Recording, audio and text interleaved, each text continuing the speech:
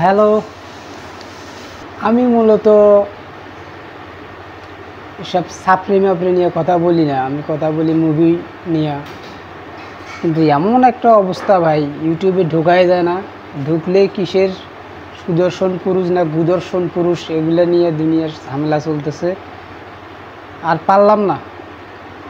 তো যাই হোক, তো আমিও আপনাদের জন্য 3জন সুদর্শন পুরুষ ধরে নিয়ে এসেছি। দেশি সুদর্শন পুরুষ না, তারা ইন্ডিয়াতে অনেক ফেমাস ছিল এক সময়। ইন্ডিয়ার পাশাপাশি বাংলাদেশও অনেক সুন্দর ফেমাস ছিল। তো তাদেরকে নিয়ে আজকে একটু কথা বলবো।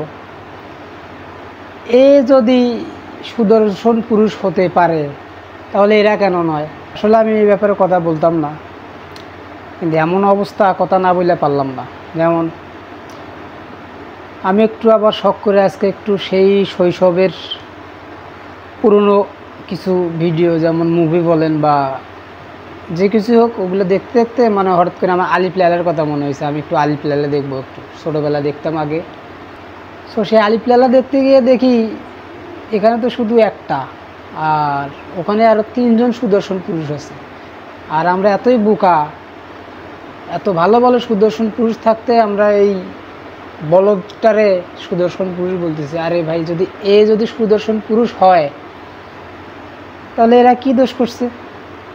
এরা তো তাহলে আরও বিশ্বের সুদর্শন পুরুষ হিসাবে পরিচিতি পাওয়া উচিত, তাই নাকি? তো ভাই, আর বেশি কথা বলবো না। যে কথাগুলো আমার কথার সাথে যদি আপনাদের কথা কোনো মিল থাকে, তাহলে প্লিজ আমাকে জানাবেন। আমার মনে হয় আমার সাথে অনেকেও একমত হবেন। যদি সুদর্শন পুরুষ হতে পারে, এদেরকে তো স্বাভাবিক সুদর্শন পুরুষ বলা। So by.